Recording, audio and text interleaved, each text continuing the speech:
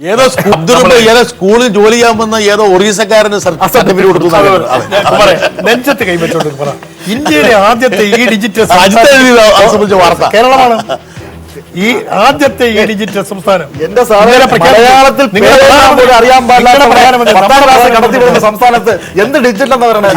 വിദ്യാഭ്യാസ മികവിന്റെ കാര്യത്തിൽ അവിടെ തന്നെ ഒരു കണക്ക് പരിശോധിച്ചാൽ മനസ്സിലാവും. കേരളത്തിൽ വിദ്യാഭ്യാസ മികവ് കൊണ്ടുവന്ന മുന്നണി എന്നുള്ളതിന് BJPക്ക് 6.5%.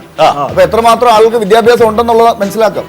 അല്ല ലാല അത് പറയേണ്ട കാരണം വെച്ചാല് പൊളിറ്റിക്കലി എന്താ പറയണ്ടേ ഓറിയന്റഡ് ആയിട്ടുള്ള ആൾക്കാർ അവർ BJP ആണെങ്കിൽ ഒരിക്കലും അവരുടെ ഒരു സപ്പോർട്ട് കോൺഗ്രസിനോ അല്ലെങ്കിൽ കൊടുക്കാൻ തയ്യാറാവില്ല.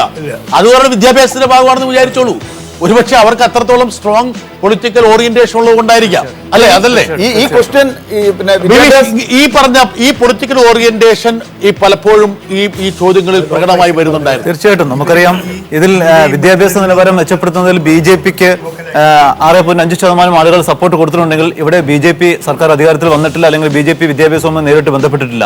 പക്ഷേ ഇതിൽ പങ്കെടുക്കുന്ന BJPക്കാർ ഹാർഡ്കോറായ BJPക്കാരായിരിക്കാം. അവർ പ്രതീക്ഷിക്കുന്നത് BJP സർക്കാർ അധികാരത്തിൽ വന്നു കഴിഞ്ഞാൽ, അല്ലെങ്കിൽ BJP സർക്കാരിന്റെ കേന്ദ്ര സർക്കാരിന്റെ പ്രവർത്തനമാകാം, അല്ലെങ്കിൽ BJPയെ കുറിച്ചുള്ള പൊതുവിൽ കുമാർ പറഞ്ഞ പോലെ മധ്യപ്രദേശാകാം. അല്ലല്ല, ഇവിടെ തന്നെ കേരളത്തിൽ തന്നെ ധാരാളം സ്കൂളുകൾ സംഘപരിവാർ പ്രസ്ഥാനങ്ങൾ നടത്തുന്നുണ്ട്. സംസ്ഥാന സർക്കാരിന്റെ കീഴിലുള്ളതല്ല. മാത്രമല്ല ഈ അടുത്ത കാലത്തായിട്ട് സംഘപരിവാർ സ്കൂളുകളുടെ എണ്ണം പെരുകിയിരിക്കുകയാണ്. വളരെ സ്കൂളുകൾ നല്ല മികവ് പുലർത്തിക്കൊണ്ട് നടത്തുന്നുണ്ട്. അത് വളരെ പ്രധാനമാണ്. കുമാർ ഒരു രഹസ്യം പുറത്തുവിട്ടിരിക്കുകയാണ്. ഡോക്ടർ ഐസക്, നിങ്ങളൊന്നും അറിയാതെ കേരളത്തിൽ അങ്ങും ഇങ്ങും മുക്കിലും അവരെല്ലാം അറിയുന്നുണ്ട്. അവരുടെയൊക്കെ പല കുട്ടികളും ഈ സ്കൂളുകളിൽ പഠിക്കുന്നുണ്ട്. എന്തായാലും ജനങ്ങൾ ഈ സംഘപരിവാർ സ്കൂളുകളെ വിലയിരുത്തിയാണ് ഈ വോട്ട് ഇങ്ങനെ ചെയ്തതെന്ന് ഞാൻ മനസ്സിലാക്കുന്നില്ല. ഓക്കെ, എനിക്ക് ഇത്രയും പോരാ. അടുത്ത എന്തായാലും ശൂരനാട് വിദ്യാഭ്യാസ മേഖല നിങ്ങൾക്ക് ഒരു തിരിച്ചടിയാണ്. തിരിച്ചടിയല്ല, കൊളയാക്കി. അതിന് തിരുത്താനുള്ള മാർഗമുണ്ടോ?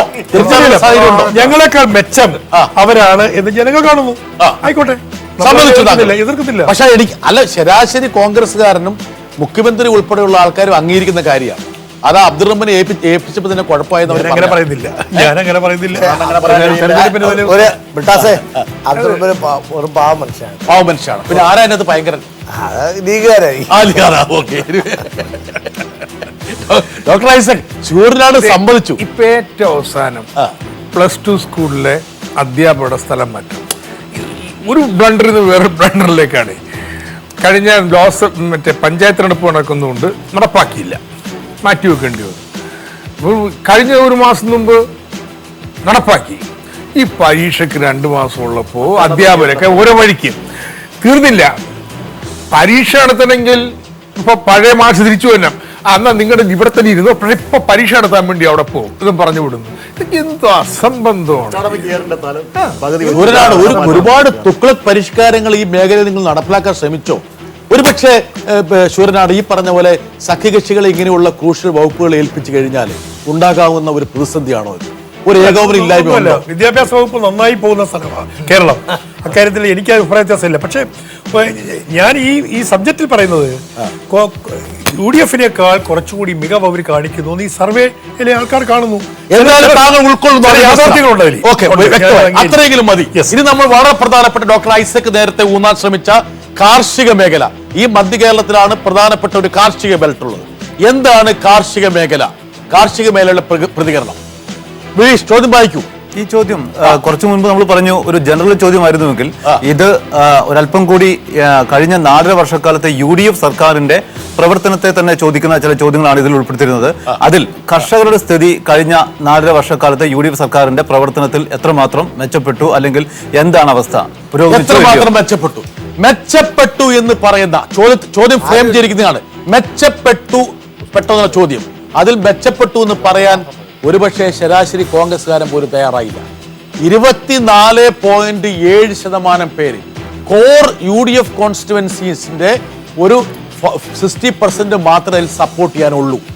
2 മാറ്റമില്ല, അതേ സ്ഥിതി തുടരുന്നു എന്ന് പറയുന്നത് 35.9. കൂടുതൽ മോശമെന്ന് പറയുന്നത് 30.9. അപ്പൊ ഒരു കണക്കിന് വേണമെങ്കിൽ 30-35 കൂടി എടുത്തു വെച്ചിട്ട് വേണം ഈ പറഞ്ഞ 24-30 താരതമ്യപ്പെടുത്തിയാലും അതെ 24-30 താരതമ്യപ്പെടുത്തിയാൽ മതി. മാത്രമല്ല ഈ അദേശ് എന്ന് പറയുന്ന ആൾക്കാരിൽ കുറെ ആൾക്കാർ കുമാറിന്റെ ആൾക്കാർ ഉണ്ടാകാൻ സാധ്യതയുണ്ട്. ഈ പറഞ്ഞ പോലെ ഈ മോശം പറഞ്ഞിട്ടുണ്ടാവും. മോശം പറഞ്ഞിട്ടുണ്ടാവുള്ളൂ.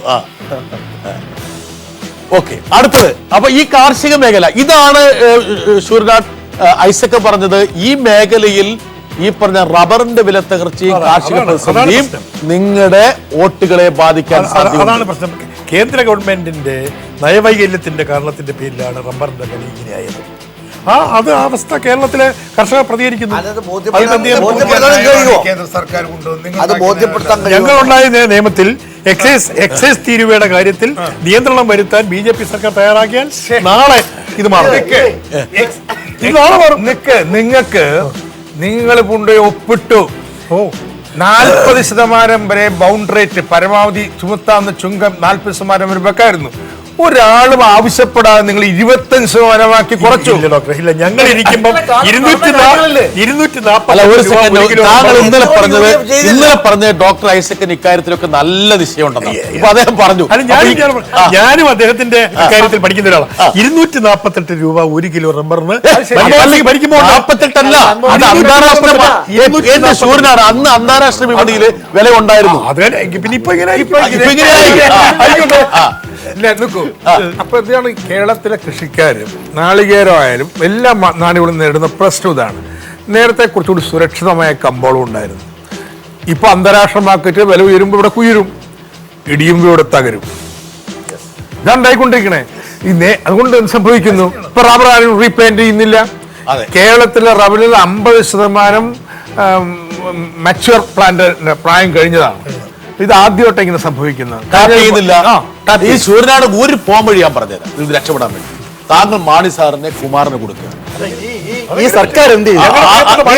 മാണി സാറിനെ കുമാറിന് കൊടുത്താൽ അങ്ങനെ ഒരു കച്ചവടം നടക്കത്തില്ല. വിട്ടൊരു കളിയില്ല. മാണി സാറിനെ വിട്ട് കളിയില്ല. അല്ല, മാണി സാറിന് കിലോമീറ്ററുള്ള കാര്യം അത് തീരുമാനിച്ചോളൂ. അല്ല, മാണി സാറിന് കുമാർ കിട്ടുവോ? അതാണ് കുമാറിന്റെ ശ്രമം. റബ്ബറിന്റെ കാര്യത്തിൽ കഴിഞ്ഞിട്ട് റബ്ബറിന്റെ ഒരു വിഷയം.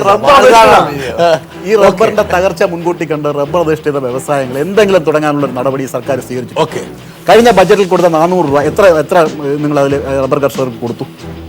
കേരള സർക്കാർ ചെയ്യാനുള്ളത് ചെയ്തിട്ട് കേന്ദ്രം ചെയ്യുന്നില്ല. കുമാർ, നിങ്ങൾ കേരളീയൻ എന്നുള്ള നില ഇതിനെ വീക്ഷിക്കണം. 13,000 കോടി ഈ കോട്ടൺ കൃഷിക്കാർക്ക് ഗുജറാത്തിൽ കൊടുത്തു. നിങ്ങൾ എന്താണ് കേന്ദ്ര സർക്കാർ ചെയ്യുന്നത്? കേരള സർക്കാരിന്റെ അതിനല്ലേ കുമാറെ നിങ്ങൾ ഇവിടെ ഉള്ളത്? നിങ്ങൾക്ക് പറ്റാത്ത ഞങ്ങളോടും കൂടി വാദിക്കുന്നത് സംസ്ഥാന സർക്കാരിനൊപ്പം നമുക്ക് നിൽക്കാമല്ലോ. കുമാറെ ജോസ് കെ മാണി നിരാഹാരം നടത്തിയില്ലേ? അതൊക്കെ നിങ്ങൾ കാണുന്നുണ്ടായിരുന്നു. ഈ ഗവൺമെന്റ് മുഖ്യമന്ത്രിയുടെ നേതൃത്വത്തിൽ എത്ര പ്രാവശ്യം ഡൽഹിയിൽ പോയി മാത്രം കണ്ടു. ഞങ്ങൾ 300 കോടി രൂപ തരാം, നിങ്ങൾ കൂടി ഇത്രയും കൂടെ തരും. എന്തിന് നട്സ് ചെയ്യണം? അതായത് എന്തിന് കേരളത്തിനെ BJP സഹായിക്കണം? അതാണ് അതിന്റെ ചോദ്യം. പ്രസക്തമായ ചോദ്യമാണ്. അങ്ങനെയാണോ കാണണ്ടേ? ഇവിടുന്ന് കൊണ്ടുവരുന്ന നികുതിപ്പണമൊക്കെ അവിടെ പോകുന്നില്ലേ? അത് വേറെ കാര്യം. എന്നാലും കേരളത്തിന് എന്തിന് ഇവരെയൊക്കെ എന്തിന് ചുമക്കണം? ഓക്കെ, ചുമക്കാൻ ഒരാൾ അവിടെ ഉരുത്തിരിയുന്നുണ്ട്, നോക്കിക്കോളൂ. ഓക്കെ, ഒരു ചോദ്യം കൂടെ ചോദിച്ച് നമ്മൾ തിരിച്ചു വരാം. റോഡിന്റെ UDF കാലത്ത് റോഡ് ഗതാഗത നില, ഇതാണ് ചോദ്യം. ബിബീഷ്, എന്തായിരുന്നു കൃത്യമായ ചോദ്യം? പറയും. കഴിഞ്ഞ 4 വർഷത്തെ ഈ ചോദ്യം കാണേണ്ടത് ഇതുപോലെ തന്നെയാണ്. കഴിഞ്ഞ 4 വർഷത്തെ UDF സർക്കാരിന്റെ ഭരണകാലത്ത് റോഡുകളുടെയും ഗതാഗത സൗകര്യത്തിന്റെയും അവസ്ഥയിൽ പുരോഗമനം ഉണ്ടായോ അതോ അവസ്ഥ മോശപ്പെടുകയാണോ ചെയ്തെന്നാണ് ചോദിച്ചത്. മെച്ചപ്പെട്ടു എന്ന് പറയുന്നത് 35.3, മാറ്റമില്ല എന്ന് പറയുന്നത് 34.2, കൂടുതൽ മോശം എന്ന് പറയുന്ന 23.1. അത് മെച്ചപ്പെട്ടു. പക്ഷെ മെച്ചപ്പെട്ടെങ്കിൽ പോലും മെച്ചപ്പെട്ടില്ല എന്ന് പറയാനുള്ള ഒരു ടെൻഡൻസിയാണ് ആൾക്കാർക്കുള്ളത്.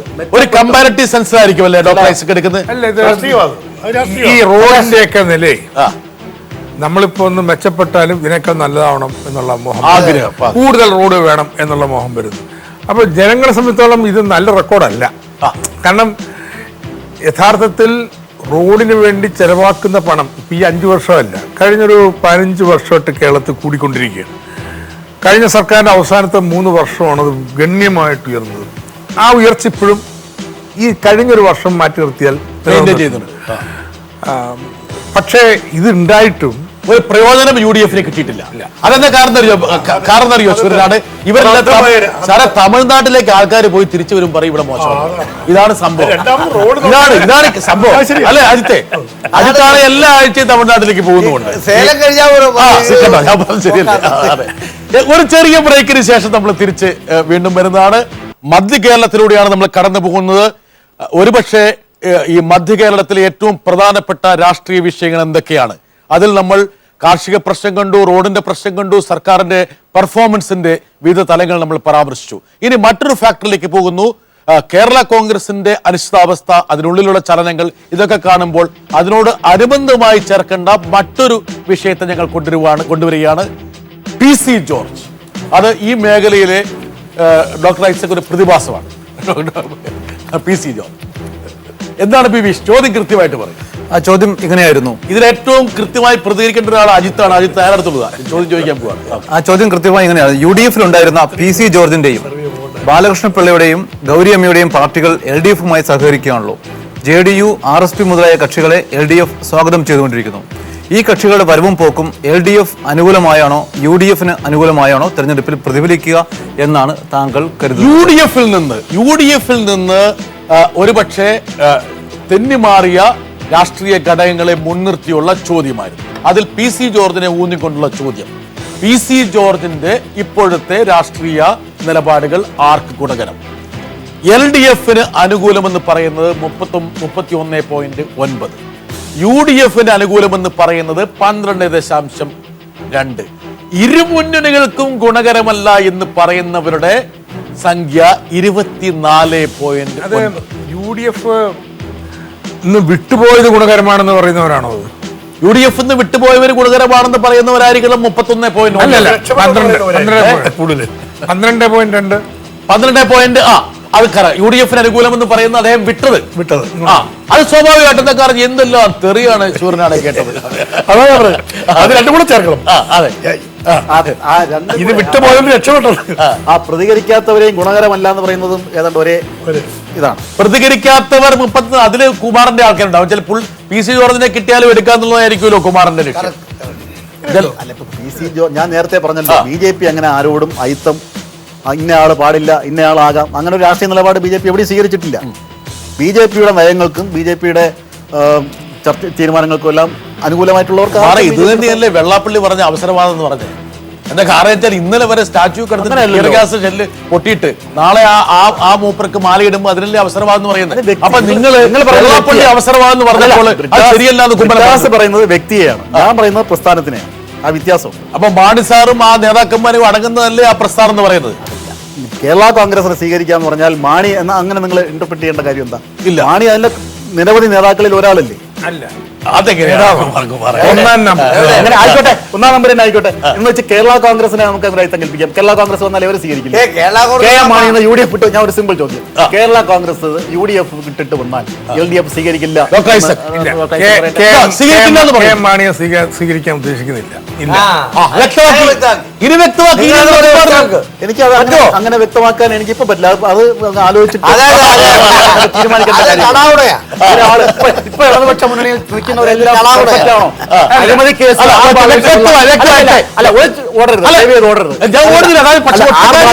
ആർ ബാലകൃഷ്ണപിള്ള, ഇടതുപക്ഷ നേതാക്കൾ അങ്ങോട്ട് വരും. ആർ ബാലകൃഷ്ണപിള്ള അങ്ങോട്ട് വരും. DS അച്യുതാനന്ദൻ കേസ് കൊടുത്താണ് ഇന്ത്യയിലെ ഏതെങ്കിലും രാഷ്ട്രീയ നേതാവ്. ബാലകൃഷ്ണപിള്ളയ്ക്ക് വേണ്ടിയിട്ട് ഒരു കാർഡ് ഇതുപോലെ ഞാൻ പ്രിസർവ് ചെയ്തിട്ടുണ്ട്. ഇത് PC ജോർജിന്റെ. അജിത്തെ, താങ്കളാണ് ഏറ്റവും കൂടുതൽ PC ജോർജിന് ബുദ്ധി ഉപദേശിച്ചു കൊടുത്തയാണ്. അദ്ദേഹത്തിന്റെ ഈ ഒരു സ്ഥിതിയിൽ എത്തിച്ചതിന്റെ പരിപൂർണ ഉത്തരവാദിത്വം. മാത്രമല്ല തലേ ദിവസം മംഗളം ഓഫീസിൽ എഴുതുന്ന വാചകങ്ങളാണ് പിറ്റേ ദിവസം അദ്ദേഹം കൂടെ പറഞ്ഞുകൊണ്ടിരുന്നത്. അത് മാത്രമല്ല ഇപ്പൊ ഗണേശന് പണി കൊടുത്തതും മാണി സാറിന് പണി കൊടുത്തതും ഒക്കെ അതിന്റെ സ്ക്രിപ്റ്റ് എവിടെയാണെന്ന് ചോദിച്ചാൽ അതല്ല, അത് തെറ്റാണ്. അത് വിട്ടാസിന് തെറ്റി. കാരണം ഗണേശിന്റെ വാർത്ത വന്നതിന് ശേഷം അടുത്ത ദിവസം എന്നോട് ചോദിച്ചു, ഇത് ആരാ തന്നതെന്ന് എന്നോട് PC ജോർജ് ചോദിച്ചു. അത് ഇങ്ങനെ ഇപ്പം കുമാറേ, നമുക്കെല്ലാം അറിയാവുന്ന ഒരു കാര്യം, നമ്മളിങ്ങനെ തർക്കിക്കേണ്ട കാര്യമില്ല. ഇതുപോലുള്ള എല്ലാ രാഷ്ട്രീയ ചലനങ്ങൾക്ക് പിന്നിൽ അജിത്തിനെ പോലുള്ള ആൾക്കാരുടെ ഹസ്തങ്ങൾ, കറുത്ത ഹസ്തം ഞാൻ പറയുന്നില്ല, ഇരുനിറക്കാരനായതുകൊണ്ട് നമ്മൾ പറയാൻ പാടില്ല. അതുകൊണ്ട് എന്തായാലും PC ജോർജ്, അപ്പം ഡോക്ടർ ഐസക് PC ജോർജ് ഇങ്ങനെ നിൽക്കുകയാണ്. അങ്ങനെ നിൽക്കട്ടെ. PC ജോർജ് LDF-നെ തദ്ദേശ ഭരണ തെരഞ്ഞെടുപ്പിൽ പിന്താങ്ങി. അതിന്റെ മെച്ചം ധാരണ ആ പ്രദേശത്തുണ്ടായിട്ടുണ്ട്. PC ജോർജ് അടക്കമുള്ളവരോടൊക്കെ ആരെല്ലാം ഇവരൊക്കെ UDF വിട്ട് പുറത്തിട്ടുണ്ടോ നമ്മൾ പോസിറ്റീവായിട്ട് പ്രതികരിക്കും. ഷുവറിനാണ് ഇവരൊക്കെ തിരിച്ച് UDF-ലേക്ക് തിരിച്ചു വരേണ്ടതുണ്ട്. എന്താ കാരണത്തിൽ താങ്കളുടെ നേതാവ് രമേശ് ചെന്നിത്തല ദീർഘമായിട്ട് ഒരു റാപ്രോച്ചിന് വേണ്ടി ശ്രമിച്ചു. അതായത് മാണിയെയും PC ജോർജിനെ അനുരഞ്ജനപ്പെടുത്താൻ വേണ്ടി രമേശാണ് ഏറ്റവും കൂടുതൽ കഷ്ടപ്പെട്ടത്. ആ ഒരു പശ്ചാത്തലത്തിൽ താങ്കൾക്ക് അനുഭവമുള്ള നേതാവ് എന്ന നിലയിൽ ഈ PC ജോർജ് തിരിച്ച് UDF-ലേക്ക് വന്ന് UDF-നെ ശക്തിപ്പെടുത്തേണ്ടത് ആവശ്യമാണോ അല്ലയോ? ഇവർ PC ജോർജൊക്കെ കേരള രാഷ്ട്രീയത്തിലും വ്യക്തമായ ചില സ്ഥാനങ്ങൾ നേടിയ ആൾക്കാരാണ്. അവർ വരരുതെന്നോ വരണ്ടെന്നോ ഞാൻ പറയുന്നില്ല. അതൊക്കെ അവരുടെ വ്യക്തിത്വത്തെ ബാധിക്കുന്ന കാര്യമാണ്, അവരുടെ അനുഭവങ്ങളായിരിക്കും. ഞാൻ അദ്ദേഹത്തെ സംസ്കൃതം വിടും, മലയാളത്തിൽ പറ. എങ്കിൽ പിന്നെ ഇപ്പൊ കഷ്ടപ്പെട്ട് വരണ്ട. അതായത് PC ജോർജ് UDF-ലേക്ക് വരേണ്ടതില്ലെന്നാണ് നമ്മുടെ അഭിപ്രായം. എന്താ വെച്ചാൽ അദ്ദേഹത്തിന്റെ നന്മയ്ക്ക് വേണ്ടി അങ്ങോട്ടും ഇങ്ങോട്ടും മാറരുതല്ലോ. എന്തിനു വേണ്ടി പെട്ടെന്ന് ഇവിടുന്ന് പോയി?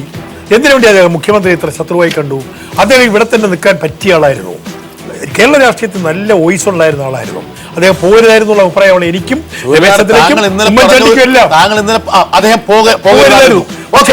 പോയിട്ട് ഉടനെ തിരിച്ചു വരരുത്. പണ്ട് ബാലകൃഷ്ണപിള്ള ചെയ്ത ഇതാണ്. ബാലകൃഷ്ണപിള്ള ചേട്ടൻ ഞാൻ പറയുന്നത് ഇനി വരുന്നുണ്ടോ? അത് ഇനി വരും, ബാലകൃഷ്ണപിള്ള വരും. അപ്പൊ PC ജോർജ് UDF-ലേക്ക് വരേണ്ടതില്ല. ഇങ്ങനെ ദിവസവും മാറി വരണ്ട. അവിടെ നിൽക്കട്ടെ കുറച്ചു കാലം. ബാലകൃഷ്ണൻ വരാം, ഇഞ്ചോട് വരണ്ട, രണ്ടുപേരും വൃത്തികെട്ടോ വരാം. പിന്നെന്താ നമ്മള് മധ്യ കേരളത്തിലെ പ്രധാനപ്പെട്ട പ്രതിഭാസങ്ങളാണ്. രാഷ്ട്രീയ വ്യക്തികളെ നമ്മൾ പരാമർശിച്ചു, കേരള കോൺഗ്രസിന്റെ ചലനങ്ങൾ നമ്മൾ പരാമർശിച്ചു, അവിടുത്തെ പ്രധാനപ്പെട്ട വിഷയങ്ങൾ പരാമർശിച്ചു. കാർഷിക മേഖല, അതിൽ തൃശ്ശൂർ മാത്രമാണ് ഒരു അപവാദമായി നിൽക്കുന്നതെന്ന് ഡോക്ടർ ഐസക് അർത്ഥവത്തായി സൂചിപ്പിച്ചത് നമ്മൾ അംഗീകരിക്കുകയും ചെയ്തു. എന്താണ് സെൻട്രൽ കേരളയില് 2011 പ്രൊഡ്യൂസ് ചെയ്ത റിസൾട്ട്? ഓക്കെ, ആകെ സീറ്റ് 41, ഇടതുപക്ഷം 15, UDF 20. ഒരു വ്യക്തമായ സ്പഷ്ടമായ മേൽക്കൈ അവിടെ UDF-നുണ്ട്. ഇനി 5000 എന്നുള്ള ഒരു സംഖ്യ നമ്മൾ പിടിച്ചിരിക്കുകയാണ്. 5000-ൽ താഴെ അല്ലെങ്കിൽ 5000 വരെ മാത്രം ഭൂരിപക്ഷമുള്ള എത്ര ആൾക്കാർ അവിടെ ഉണ്ട് നോക്കട്ടെ. 5000-ൽ താഴെ മത്സരിച്ച് വിജയിച്ച ആൾക്കാരുടെ പട്ടികയിൽ ഏറ്റവും കൂടുതലുള്ള ആൾക്കാർ LDF ആണ്. അതിനർത്ഥം ഈ പറഞ്ഞ 26 പോരാ, കുറച്ചും കൂടി യഥാർത്ഥത്തിൽ UDF-ന് കിട്ടണമായിരുന്നു. അതില് 481 വോട്ടിന്. പക്ഷെ അത് പിന്നെ CPI നഷ്ടപ്പെട്ടതാണ്. അതെ, Piravom seat TM Jacob, Piravom seat നമ്മുടെ അനൂജ് ജേക്കബ് 157, കോട്ടയം 711. പക്ഷെ ഭൂരിപക്ഷത്തിന്റെ കുറവിന്റെ കാര്യത്തിൽ എനിക്ക് തോന്നുന്നു UDF ആണ് അവിടെ മുന്നോട്ട് നിൽക്കുന്നത്. പക്ഷെ എങ്കിൽ പോലും 5000 എന്നുള്ള സംഖ്യയുടെ താഴേക്ക് വരുന്നത് 3, 4, 5, 6 സീറ്റുകളിൽ ഈ പറഞ്ഞ പോലെ LDF ആണ്, മറ്റ് സീറ്റുകളിൽ UDF ആണ്. ഇതിന്റെ പ്രൊഡിക്ഷനിലേക്ക് നമ്മൾ പോവുകയാണ്. പക്ഷെ അതിന് മുമ്പ് ഒരു ചെറിയ ബ്രേക്ക് കൂടി വേണം. എന്താണ് മധ്യ കേരളം സംബന്ധിച്ച് CAS-ന്റെ അഭിപ്രായ വോട്ടെടുപ്പിൽ കാണുന്ന ഫലം? അതിലേക്ക് വരാം. പ്രേക്ഷകർ എങ്ങോട്ട് പോരുത്. ചർച്ചയുടെ ഏറ്റവും പ്രധാനപ്പെട്ട ഒരു മുഹൂർത്തത്തിൽ നമ്മൾ എത്തി നിൽക്കുകയാണ്. മധ്യ കേരളം എങ്ങനെയാണ് രാഷ്ട്രീയപരമായി ചിന്തിക്കുന്നത്? ഇന്ന് മധ്യ കേരളം പോളിംഗ് ബൂത്തിലേക്ക് പോയാൽ എങ്ങനെയായിരിക്കും പ്രതികരിക്കുന്നത്? സെന്റർ ഫോർ ഇലക്ടറൽ സ്റ്റഡീസിന്റെ സർവേയുടെ ഫലം ഞങ്ങൾ പ്രഖ്യാപിക്കാൻ പോകുന്നു. മധ്യ കേരളം LDF 19 മുതൽ 20 സീറ്റ് വരെ 36.5% വോട്ട്. UDF 21, 23, 39.1. BJP 0. പക്ഷെ എങ്കിൽ പോലും 12.6% വോട്ട്.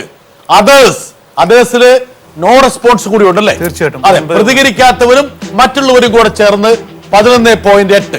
ഇതാണ് മധ്യ കേരളത്തിന്റെ CS കാണുന്ന ഫലം. അവിടെ UDF-നെ കടപുഴക്കാൻ കഴിഞ്ഞിട്ടില്ല. പക്ഷെ UDF-ന്റെ മേൽക്കോയ്മയ്ക്ക് ഗണ്യമായിട്ടുള്ള കോട്ടം തട്ടിയിരിക്കുന്നു. ഡോക്ടർ ഐസക്,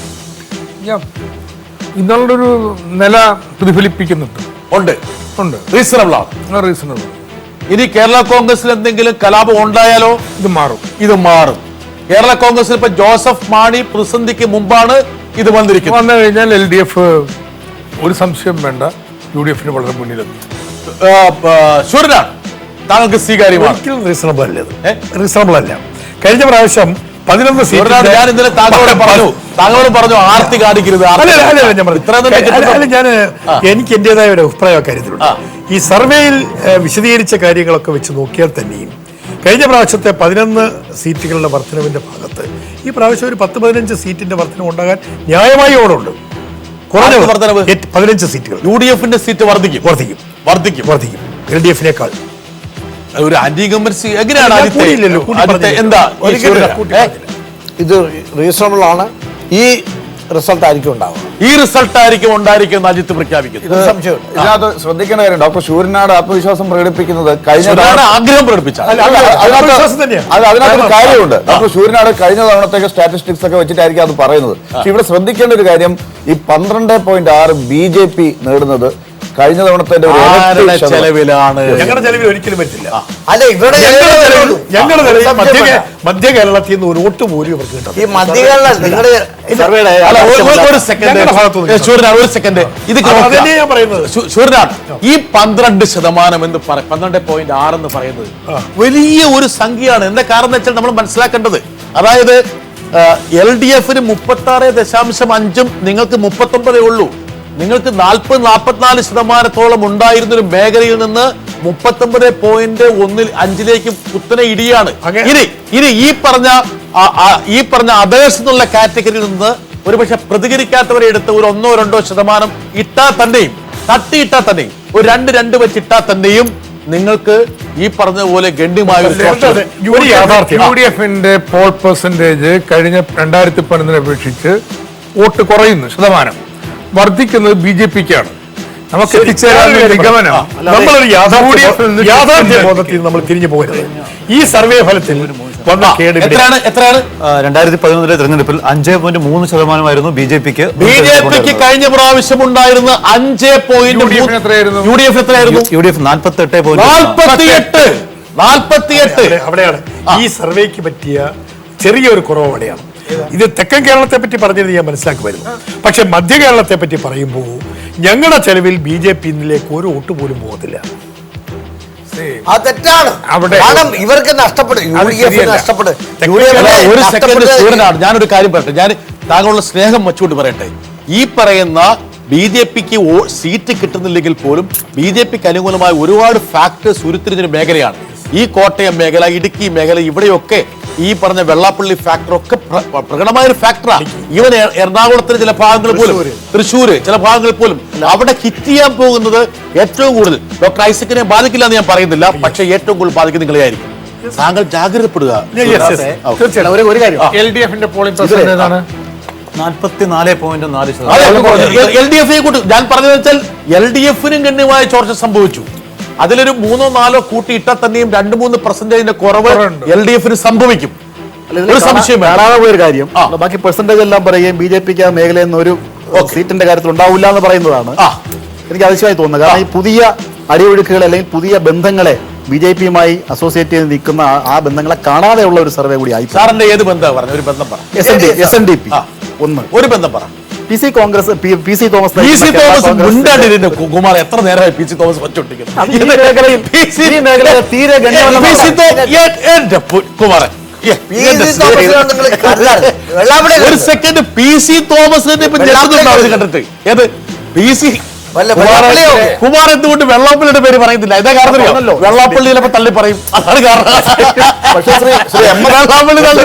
MS കുമാർ പറഞ്ഞതിനകത്ത് ഒരു കാര്യം, ഈ ഹിന്ദു ബെൽറ്റിൽ നിന്ന്, ഈഴവ ബെൽറ്റിൽ നിന്ന് മാത്രമാണ് BJPക്ക് ഇത്രയും വോട്ട് കൂടിയത് നമുക്ക് അനുമാനിക്കുന്നത് മണ്ടത്തരമായിരിക്കും. അവിടെ കുറച്ച് ക്രൈസ്തവ വോട്ടുകളും അതിനകത്ത് വരാൻ സാധ്യതയുണ്ട്. ഞാൻ ഇല്ലാന്ന് പറയുന്നില്ല.